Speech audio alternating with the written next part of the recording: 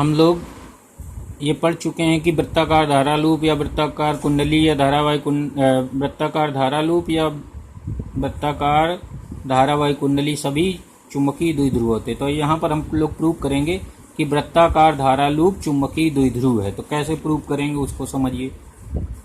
तो यदि आर त्रिज्या के वृत्ताकार लूप में आई धारा बह रही हो तो इसके केंद्र ओ से इसकी अक्ष पर x दूरी के बिंदु P पर चुंबकीय क्षेत्र B बराबर होता है μ0/2। प्रूव कर चुके हैं हम लोग I are square upon r square plus x square की पावर 3/2। ये हम लोग पीछे निगमन कर चुके हैं इस फार्मूले का।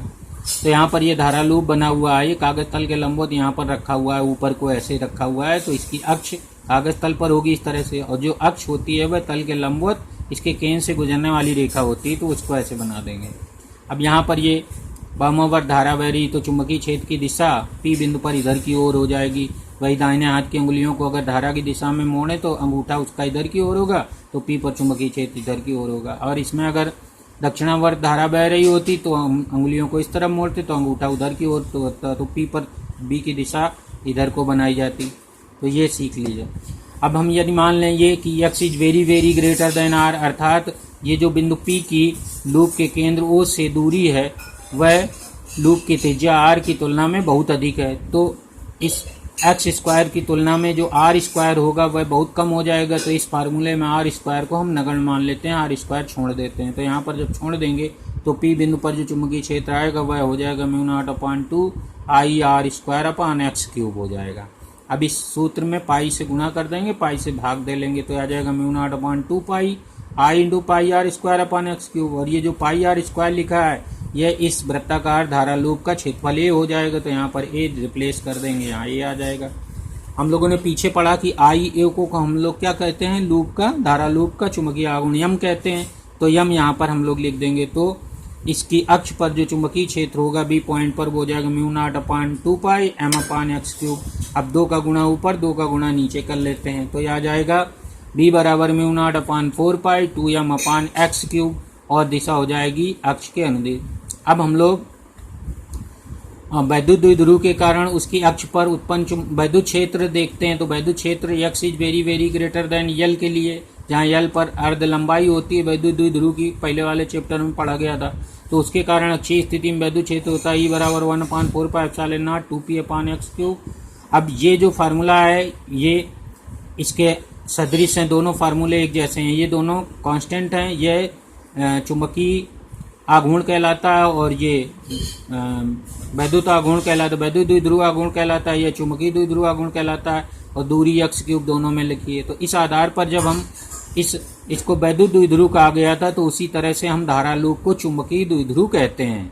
तो यही लिखा है, इस प्रकार वृत्ताकार विद्युत धारा लूप को चुंबकीय द्विध्रुव कहा जाता है। तो इस तरह से वैद्युत द्विध्रुव से कंपेयर करके हम लोग वृत्ताकार धारा लूप को चुंबकीय द्विध्रुव कहने लगते हैं। तो यही प्रूव हो गया। अब दोनों में अंतर समझिए कि चुंबकीय द्विध्रुव और वैद्युत द्विध्रुव में क्या अंतर है। तो वैद्युत द्विध्रुव जो होता है वह +q और -q आवेश होते हैं, उसमें जो दोनों अलग अलग किए जा सकते हैं। +q और -q आवेश दोनों वैद्युत द्विध्रुव के जो ध्रुव हैं धनात्मक और ऋणात्मक उनको अलग कर सकते हैं। परंतु जो चुंबकीय द्विध्रुव होता है वह एक अकेला धारा लूप होता है।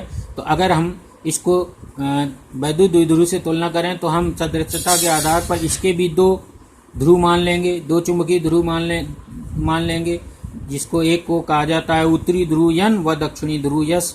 परंतु इसके एक अकेले ध्रुव के अस्तित्व की खोज नहीं हुई है। तो ये जो चुंबकीय द्विध्रुव है इसको भी हम वैद्युत द्विध्रुव की तरह 2 ध्रुवों से मिलकर बना मान सकते हैं। परंतु इसमें जैसे +q और -q आवेश को अलग अलग होते हैं वो कर सकते हैं दोनों में। इसमें हम लोग वैद्युत द्विध्रुव में ये जो नॉर्थ पोल और साउथ पोल है इनको अलग नहीं किया जा सकता, अर्थात अभी तक प्रकृति में एक अकेला पोल नहीं पाया जाता है।